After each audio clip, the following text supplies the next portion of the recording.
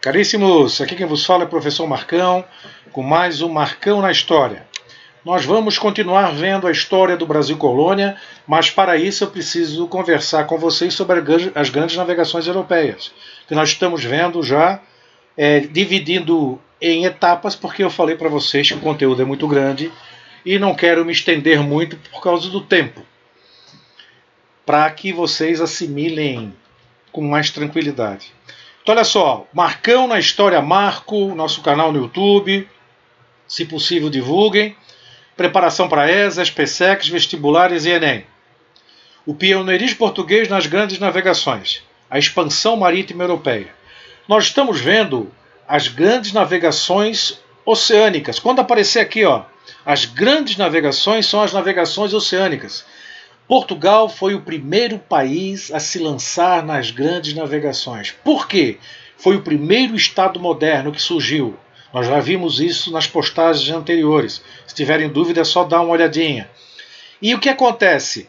Depois que os turcos tomaram Constantinopla, que era o grande centro comercial de especiarias e artigos de luxo, em 1453, ficou impossível comercializar pelo Mediterrâneo. E os portugueses, então, resolveram que iam chegar no Oriente sem usar o Mediterrâneo. O Mediterrâneo tornou-se inviável e o comércio de especiarias tornou-se inviável. Altos preços, ataque dos turcos. Então isso criou uma dificuldade.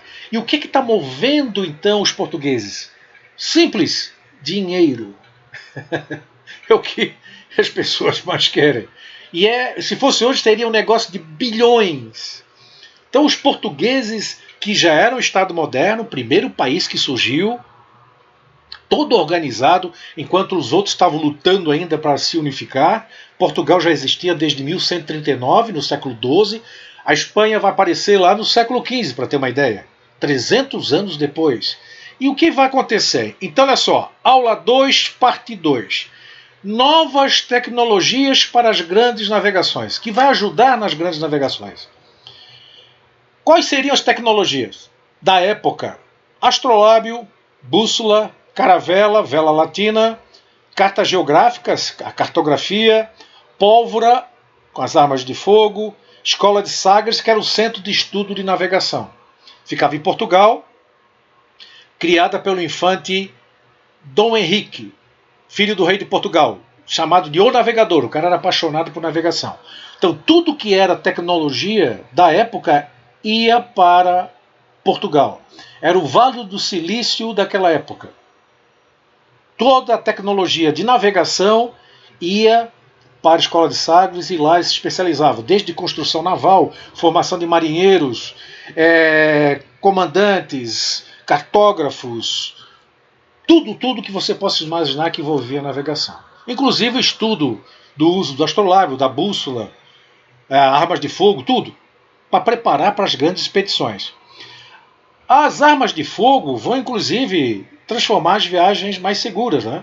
Os navios estarão com canhões, os tripulantes com pistolas, mosquetes, e isso tornava a viagem mais segura.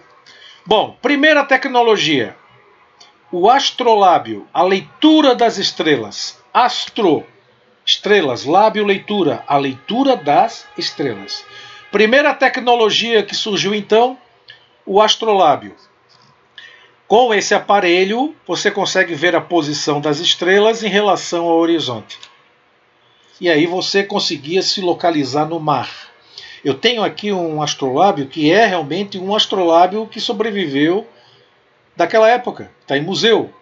1571, a data aqui. Ó. Aqui embaixo não consigo ver o nome da embarcação. Mas olha só, esse aparelho aqui permitia então esse tipo de localização. O interessante é o seguinte, não existe inovação tecnológica que já vem pronta. Vai evoluindo com a colaboração de vários cientistas através do tempo.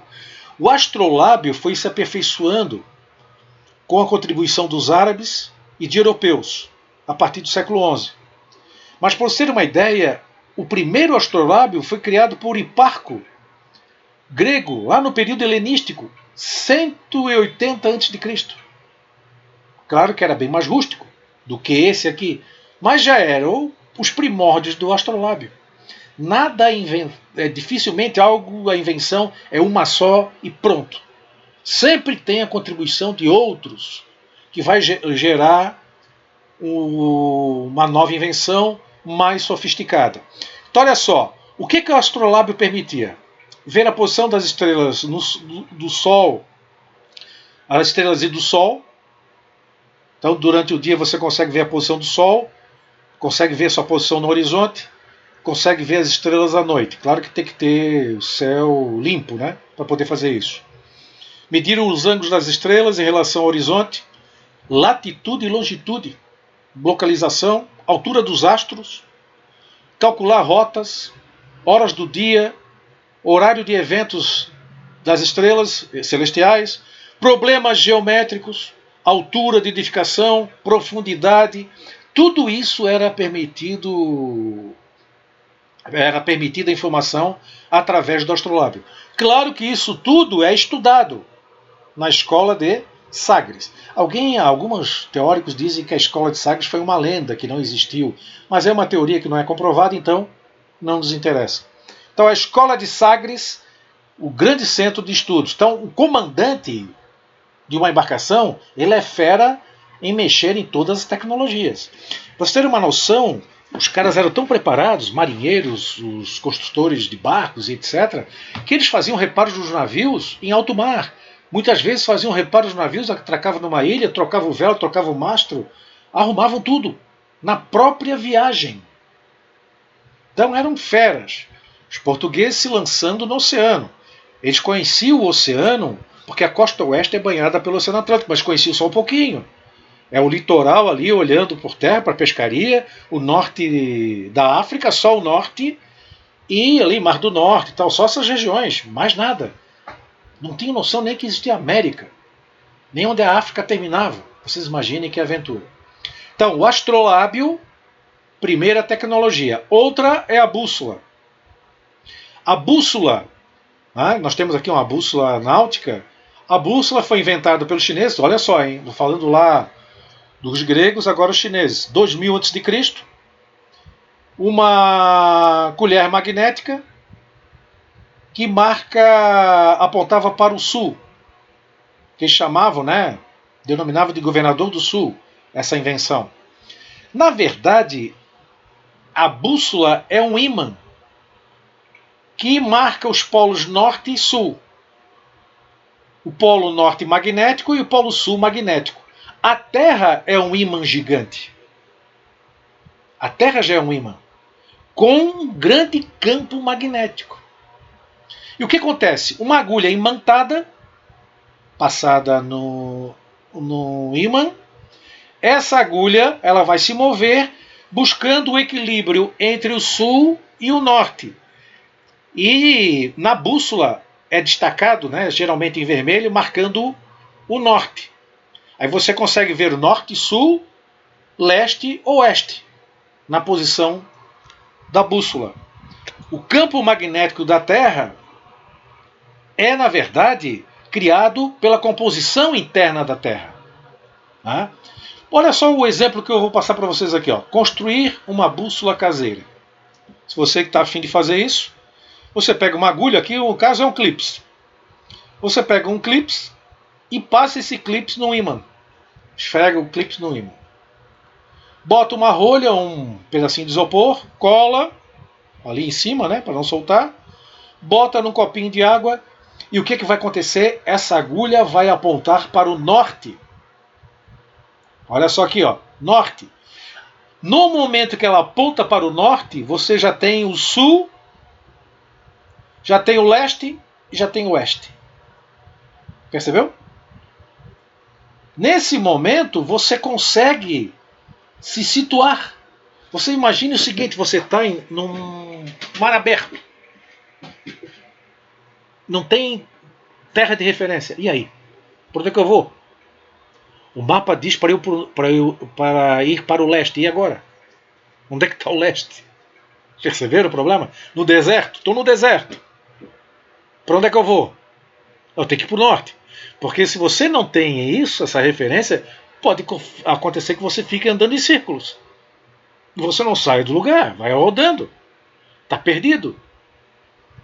Então a bússola é fundamental. Todas as embarcações, aviões, pessoas que fazem aventuras, tanto na selva, deserto, onde for, tem sempre uma bússola. Então, a invenção dos chineses. Então, eles tinham agora o astrolábio na embarcação e tinham a bússola, que nós temos mais sofisticada, mais bonitinha. Olha o ponto, a agulha, a parte vermelha aqui que está apontando para o norte. Né? Bom, outra grande invenção foi a caravela, a vela latina. A caravela é um barco pequeno, em proporção das naus. Naus eram barcos grandes, galeões, velas enormes. A caravela era um barco pequeno com uma vela triangular. Olha só, vela triangular aqui, ó. O que acontece com essa vela? Ela muda de posição, vai para um lado, vai para o outro. É só você lembrar aquelas velas de windsurf, né? Vai mudando a posição da vela. Não importa para que lado o vento está, você muda a posição da vela e continua a sua rota, o caminho que você quer. Com vela fixa, você tem que fazer o quê? Se você quer ir para o norte e o vento é sul, você tem que recolher as velas, porque senão vai te empurrar. Na verdade, a vela latina foi uma renovação tecnológica. As embarcações daquela época, essa era das descobertas, né, tiveram na caravela e na vela latina momentos cruciais. A caravela surge na Península Ibérica, ali onde fica Portugal e Espanha. Evoluiu das embarcações de pesca, porque os portugueses pescavam ali. E gradativamente eles foram adaptando e desenvolvendo. Aquilo que eu falei para vocês, não existe uma invenção ponto final. Geralmente é uma evolução de conhecimento, de técnicas. E eles então, lá pescando, inventaram a vela latina.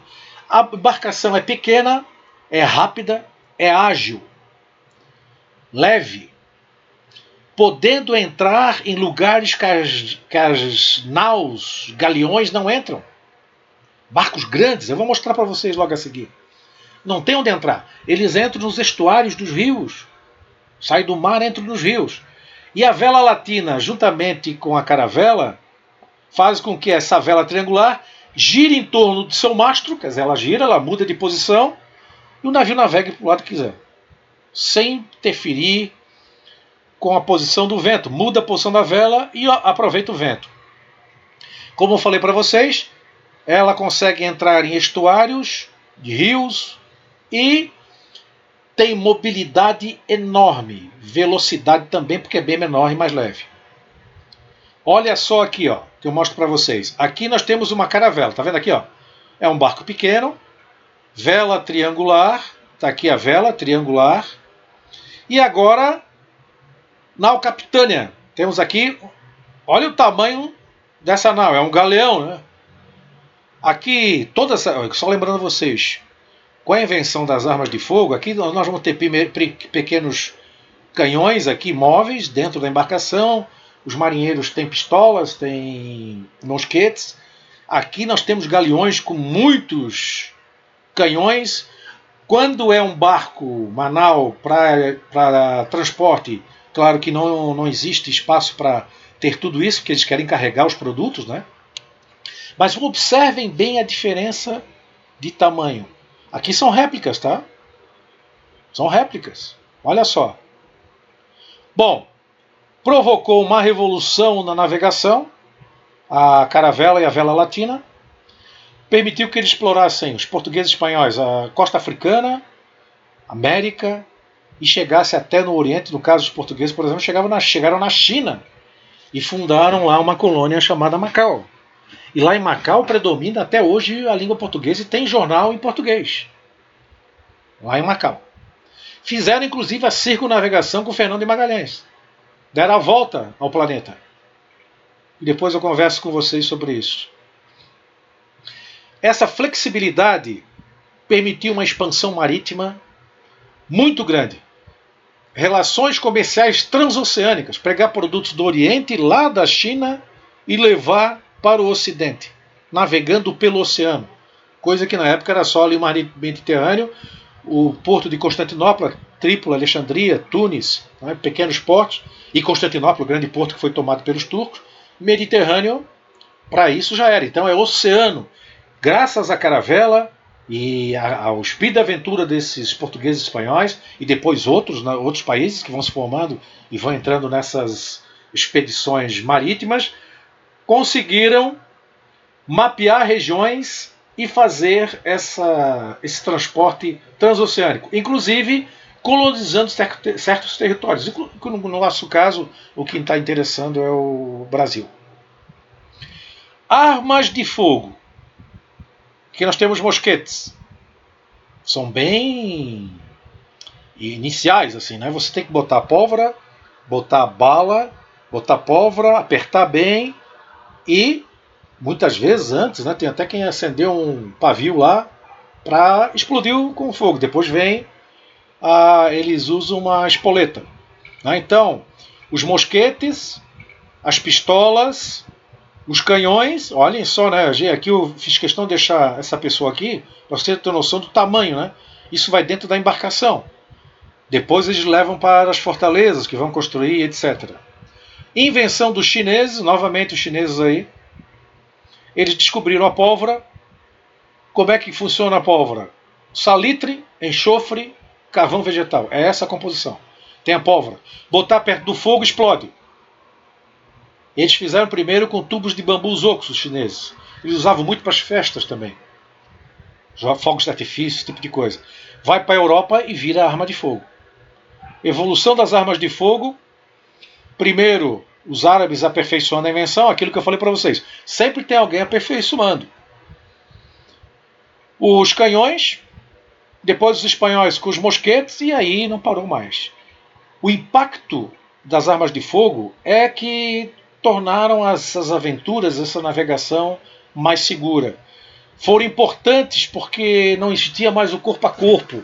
Não tinha mais aquela história de pegar a espada e combater com a espada. Podia até acontecer alguns combates assim, mas quem tem uma pistola na mão não vai se aproximar do adversário. Né? Vai resolver na pistola.